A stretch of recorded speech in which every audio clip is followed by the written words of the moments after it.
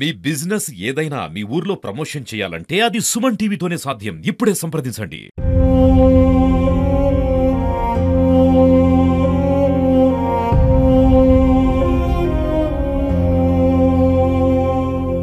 Welcome to Suman TV. నేను ఇప్పుడు ఖమ్మం కథ చెప్పాలనుకుంటున్నాను. ఖమ్మంలో ఇవాళ కన్నీటి కథ. ఒక్కసారిగా వరద వచ్చి ఖమ్మం సిటీ పైన విరుచుకుపడింది. మున్నేరు వాగు గతంలో ఎన్నడూ లేని విధంగా ఉధృతంగా ప్రవహిస్తోంది. ఆ నీళ్లను చూస్తుంటేనే భయమేస్తుంది. అటువంటి నీరు ఖమ్మం శివారుల్లో ఉన్న కాలనీలను ముంచెత్తితే వాళ్ళ పరిస్థితి ఎలా ఉందో తెలుసా? ఒక్కసారి ఆ విజువల్స్ చూడండి. వాళ్ళ ఇళ్ళన్నీ మునిగిపోయాయి, కార్లు కొట్టుకుపోయాయి. ఇప్పటి వరకు మనకు అందుతున్న సమాచారం ప్రకారం 500కు పైగా కార్లు కొట్టుకుపోయాయి. అనేక మంది ఖమ్మం సిటీ శివారుల ప్రాంతాల్లో గేదెల షెడ్లు ఉన్నాయి, ఆటోలు ఉన్నారు. పేదవాళ్ళే ఎక్కువగా జీవిస్తున్నారు. పేదవాళ్ళకు సంబంధించిన సర్వస్వం కోల్పోయారు. మున్నేరువాగు అందరినీ ముంచెత్తుకుపోయింది. ఒక్కసారి ఖమ్మం ప్రస్తుత పరిస్థితిని చూస్తుంటే మనకు వైనాడు కనిపిస్తుంది. కేరళలో వైనాడులో ఒక వారం 15 రోజుల క్రితం జరిగిన ఇన్సిడెంట్ను గుర్తు చేసుకుంటే ఒక్కసారిగా కుండపోతగా కొండ ప్రాంతంలో వర్షం కురవడంతో ఎలా కొట్టుకుపోయిందో ఒకసారి మీరు వైనాడు విజువల్ చూపిస్తాను నేను. వైనాడు ఒకసారి చూడండి ఎలా ఉందో. ఇది చూడండి, ఊళ్ళకు ఊళ్ళు 2 ఊళ్ళు కొట్టుకుపోయాయి. వైనాడులో 2 ఊళ్ళు. ఇక్కడ ఇది కొండ చర్యలు విరుగుపడ్డాయి, కొండ ప్రాంతం ఇది కాబట్టి కొట్టుకుపోయాయి. 2 ఊళ్ళు ఈ ఏరియాలో కొట్టుకుపోయాయి. ఒక్కసారి ఆ విజువల్ ఫోటో చూస్తేనే భయమది. ఇల్లు చూడండి ఎలా ఉందో వైనాడులో. ఒక ఇల్లు చూడే ఏ పరిస్థితిలో కనిపించింది. ఇవాళ వైనాడులో 2 ఊళ్ళు లేవు, కనిపించట్లేవు. 2 ఊళ్ళు డాక్యుమెంట్స్ మీద ఉన్నాయి, ప్రపంచ పటం నుంచి వెళ్ళిపోయినాయి. ఒక్కసారి వైనాడు ఫోటో ఇది చూడండి. ఇవన్నీ విలేజ్లే. ఈ కొండ పరిసర ప్రాంతాల్లో ఉన్న ఇవన్నీ విలేజ్లే, అన్నీ కొట్టుకుపోయాయి. ఇగో సేమ్ వైనాడులో ఏ పరిస్థితి ఉందో ఇవాళ ఇలా సహాయక చర్యలు ఇవి. వైనాడులో ఏ పరిస్థితి కనిపించిందో, వైనాడు ఎలా ఉందో ఇవాళ ఖమ్మం పట్టణం పరిస్థితి కూడా అలాగే ఉంది.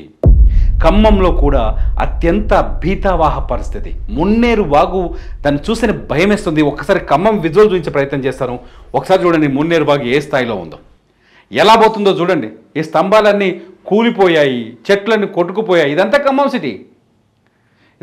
సిటీ. ఇక్కడ చూడండి, దీని వాగు పైనుంచి పవర్ సరఫరా కూడా ఉంది. చూడండి అక్కడ జనాల పరిస్థితి చూడండి, ఎలా లాక్కొస్తున్నారో చూడండి.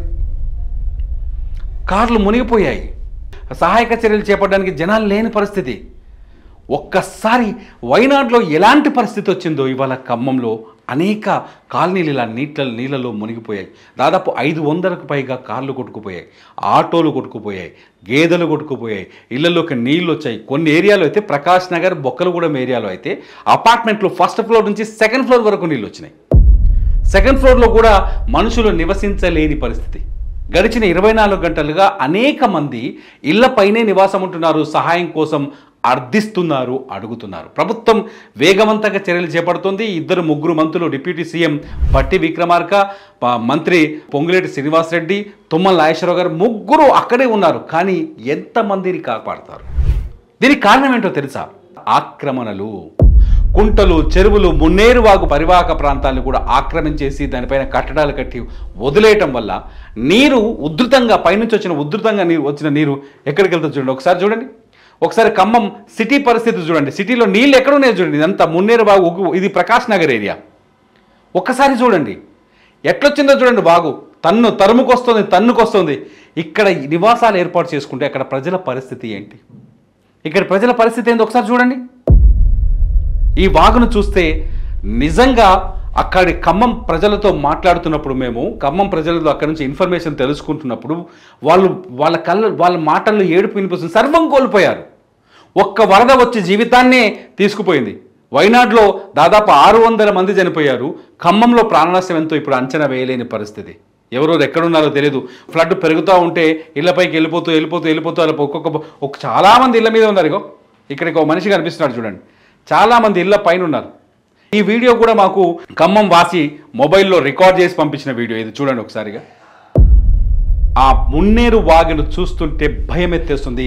మున్నేరు వాగు నిన్నటితో పోలిస్తే వాళ్ళు ఎక్కువగా ఇంకా ఉధృతంగా ప్రవహిస్తున్నట్టు తెలుస్తుంది. ఖమ్మం పరిసర ప్రాంతాల్లో అనేక కాలనీలు, అక్కడ జనంతో మాట్లాడుతూ చెప్తున్నారు, ఇప్పుడు హైదరాబాద్లో ముఖ్యమంత్రి రేవంత్ రెడ్డి హైడ్రాని రంగంలోకి దించి కాలనీలు చెరువు కుంటలు ఎఫ్టీఎల్ చెరువుల చుట్టూ ఎఫ్టీఎల్ ప్రాంతంలో కట్టడాన్ని కూల్చేస్తున్నారు కదా, తప్పేమీ కాదు. లేకపోతే ఖమ్మం లాంటి పరిస్థితి హైదరాబాద్ కూడా వచ్చే అవకాశం ఉంది. నీరు నిల్వుండే ప్లేస్కి అది వస్తుంది. మరి ఆ నిల్వుండే ప్లేస్లో మనం వచ్చి నివాసం ఉంటే ఏం జరుగుతుంది? ఇది జరుగుతుంది. వైనాడులో కూడా అదే జరిగింది. రేపు ఖమ్మంలో ఇవాళ అదే జరుగుతోంది. ఖమ్మం సిటీ పరిస్థితిని చూసి మనం నేర్చుకోవాల్సింది చాలా ఉంది. ఎందుకంటే ఖమ్మం నగరంలో లోతట్టు ప్రాంతాలు డెవలప్మెంట్ అని చెప్పేసి ట్యాంక్ బండ్లు అని చెప్పేసి చాలా వేశారని చెప్పేసి అక్కడ ప్రజలు చాలా ఆరోపణలు చేస్తున్నారు. చాలా సుందరీకరణ పేరుతో కోట్లు ఖర్చు పెట్టారు. ఆ ఖర్చు పెట్టిన కోట్లన్నీ ఇవాళ నీళ్ళలో కొట్టుకుపోయాయని చెప్తున్నారు. సుందరీకరణ పేరుతో తీసుకొచ్చిన డబ్బులు కొట్టుకుపోయాయి నీళ్ళలో అని చెప్తున్నారు అక్కడ ప్రజలు. మన దగ్గర కూడా అదే జరుగుతుంది. కుంటలో ఇల్లు కట్టుకుంటే కుంటలోకి రావాల్సిన నీళ్ళు ఎక్కడ పోవాలి చెప్పు? వాగు చుట్టూ ఇల్లు కడితే, వాగుని ఆక్రమించి ఇల్లు కడితే ఏమైంది? మున్నేరు వాగు వచ్చి తనుకుపోతుంది. సిచ్యువేషన్ అదే. ఎంత దుర్భర స్థితి ఉందో చూడొచ్చు ఖమ్మంలో. ఒక వైనాడులో ఏం జరిగిందో, వైనాడులో ఏ పరిస్థితి, ఇది వరద కొట్టుకుపోయిన తర్వాత తీసిన ఇమేజ్ ఇది. వైనాడులో ఎటువంటి సిచ్యువేషన్ ఉందో ఇవాళ ఖమ్మంలో కూడా రేపు ఇదే సీన్తో మీకు మళ్ళీ ఇంకొక వీడియో చేసి చూపిస్తాను. ఇదే సీన్ వచ్చే అవకాశం కనిపిస్తోంది. ఖమ్మం వైనాడు సేమ్. ఖమ్మం ఇంకా వణుకుతోంది, భయంతో వణికిపోతోంది. ఖమ్మంని ఆదుకోవడానికి ఏకంగా ముఖ్యమంత్రి రేవంత్ రెడ్డి కథలు వెళ్ళారు హైదరాబాద్ నుంచి. ఖమ్మంలో భీతావాహ పరిస్థితులు ఉన్నాయి. ఖమ్మం నుంచి మీకు లైవ్ అప్డేట్ అందిస్తున్నాం. ఖమ్మం నుంచి ప్రతి నిమిషానికి మీకు అప్డేట్ న్యూస్ అండ్ విజువల్స్ చూపించబోతున్నాం సుమన్ టీవీలో. చూస్తూనే ఉండండి సుమన్ టీవీ.